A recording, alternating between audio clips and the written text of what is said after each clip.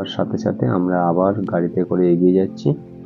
এখন আমরা এই মুহূর্তে আছি সুদর্শন সেতুর উপরে, আর এখানে কিছুক্ষণের জন্য গাড়ি দাঁড় করিয়ে দেয়। আপনারা এখানে এই যে সুন্দর পরিবেশ এবং প্রকৃতির যে সৌন্দর্যতা, বিচের এখানে দাঁড়িয়ে আপনারা অবশ্যই উপভোগ করতে পারবেন। এখানে সমুদ্র এবং ব্রিজের যে সৌন্দর্যতা সেটা আপনারা উপভোগ করতে পারবেন, যেটা না গেলে ভাষায় প্রকাশ করা যাবে না।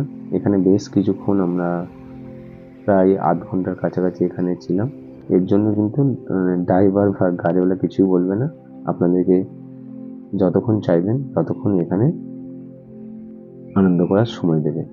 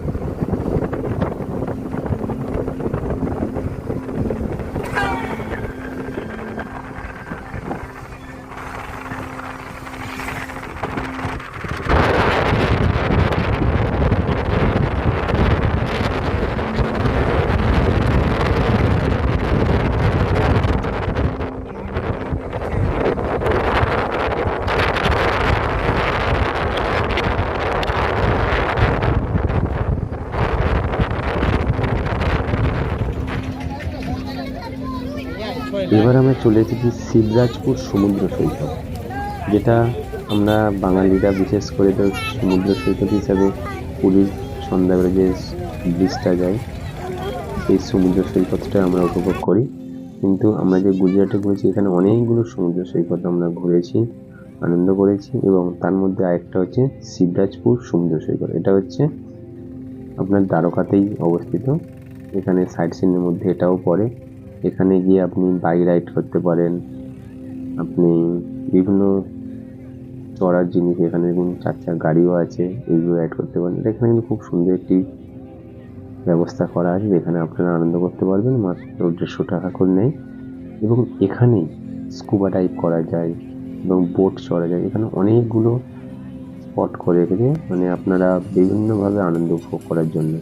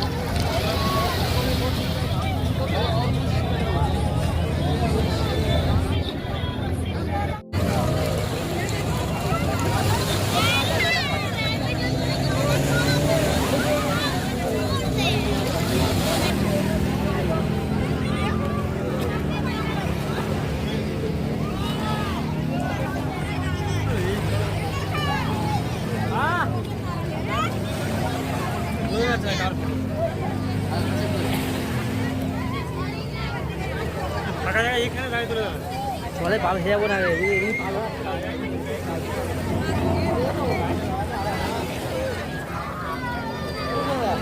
পাবি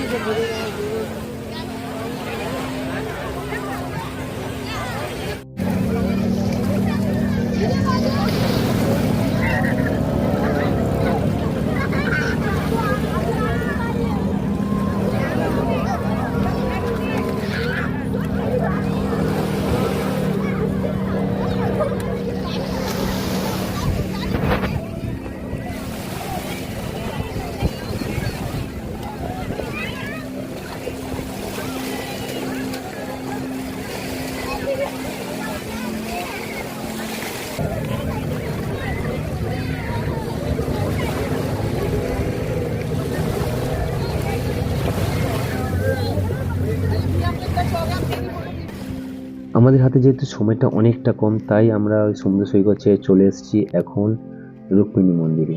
আর এই রুক্মিণী মন্দিরে কিন্তু এটা খুব বিশাল বড় একটা মাহাত্ম্য আছে। চলুন মাহাত্ম্যটা জানা যাক। শ্রীকৃষ্ণ যখন রুক্মিণীকে বিয়ে করে নিয়ে আসছিলেন, তখন এই স্থানে রুক্মিণী দেবী জল তেষ্টা পায়।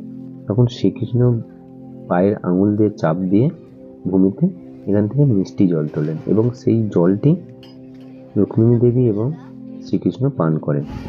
এটা দেখে ঋষিমুনি প্রচণ্ড রাগ করেন, বিশিষ্ট মুনি, এবং শ্রীকৃষ্ণকে অভিশাপ দেন যে তুমি আমাকে না জানিয়ে জল খেয়েছো এবং আমাকে দাওনি। তাই এই স্থান থেকে 14 কিলোমিটার, মানে এই জায়গা থেকে এই জায়গায় কখনো মিষ্টি জল পাবে না। তাই দেখবেন এই স্থানে কোথাও মিষ্টি জল পাওয়া যায় না, প্রায় 14 কিলোমিটার দূর পর্যন্ত।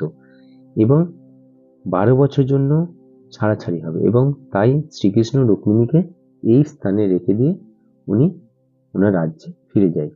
তাই সারা ভারতের মধ্যে এই স্থানটি হচ্ছে একমাত্র রুক্মিণী দেবীর মন্দির এবং এই মন্দিরে কেবলমাত্র প্রসাদ হিসাবে জল দেওয়া হয়।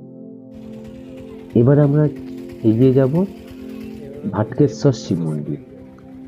আমাদের ফেরার সময় এই সমুদ্রের সৈকতের ধারে এখন আমরা চলে এসেছি ভাটকেশ্বর শিব মন্দির।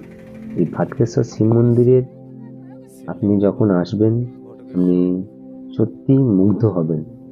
এই যে সূর্যের রোদটা বা কিরণ যেটা আমরা বলি, সূর্যের কিরণটা যখন সমুদ্র সৈকতের ধারে পড়ছে, আপনার দেখলে অবাক হবেন, মনে হয় সোনার খনিতে আমরা আছি। তো সেগুলো আপনাদেরকে দেখাবো, আপনারা দেখুন এবং কেমন হয়েছে ভিডিওটি অবশ্যই কমেন্ট করে জানাবেন।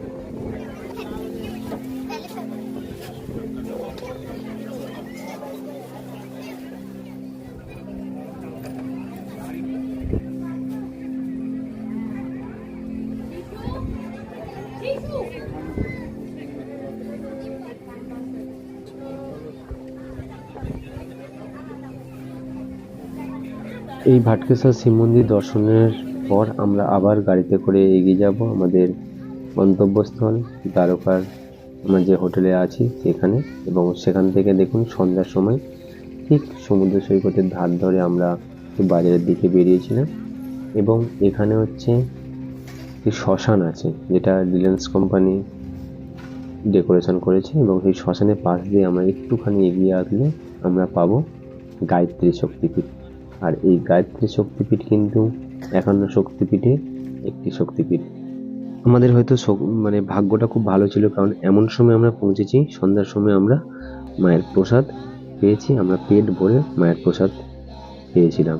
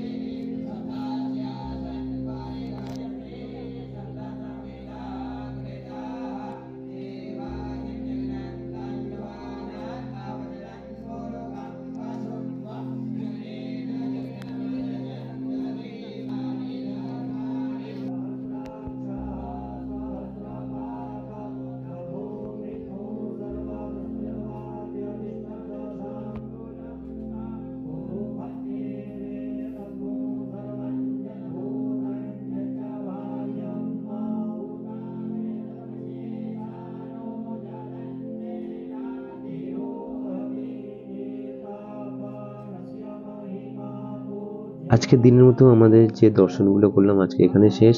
এরপরে আমরা নেক্সট মানে পরবর্তী গন্তব্যস্থল হচ্ছে সোমনাথ জ্যোতির্লিঙ্গ। আর আগামী দিন সোমনাথ জ্যোতির্লিঙ্গ যা যা দেখছি অবশ্যই আপনাদের সামনে তুলে ধরার চেষ্টা